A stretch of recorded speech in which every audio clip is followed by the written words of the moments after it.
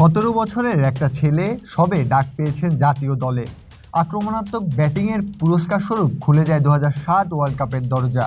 World কাপে মুখোমুখি ভারত এবং বাংলাদেশের জন্য তখন ভারতকে হারানো আকাশের চাঁদ হাতে পাওয়ার মতোই অবাস্তব প্রায়, বরং সম্মানজনক একটা হারই যেন স্বপ্নের মতো। তবে 17 বছরের টকবকে তরুণ জহির খানকে ডাউন দ্য উইকেটে যে ছক্কা মেরেছিলেন সেটাই তৈরি করে দিয়েছিল স্বপ্ন দেখার আত্মবিশ্বাস।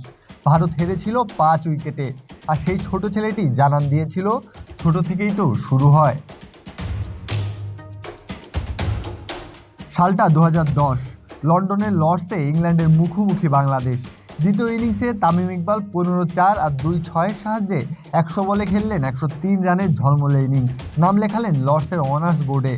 বিখ্যাত ধারাভাষ্যকার এবং ইংল্যান্ডের সাবেক ক্রিকেটার মাইক অ্যাথারটন তামিমের এই ইনিংস দেখার পর বলেছিলেন, this young man is something truly special. 2012 সালের এশিয়া কাপ। দীর্ঘ সময় অফ ফর্মে থাকা তামিমের সমালোচনা তখন চারিদিকে। তার জবাবটা তামিম দিয়েছিলেন ব্যাট হাতে। পাকিস্তানের বিপক্ষে 54, ভারতের বিপক্ষে 70, শ্রীলঙ্কার বিপক্ষে 59 এবং ফাইনালে পাকিস্তানের বিপক্ষে আবারও 60 রানের ইনিংস। এশিয়া কাপের ইতিহাসে প্রথম এবং একমাত্র ব্যাটার তামিম যিনি টানা 4 ম্যাচেই করেছিলেন 50+ স্কোর। 2015 থেকে 19 তামিম ছিলেন প্রাইম টাইমে। একা হাতে বের করেছেন কত ম্যাচ।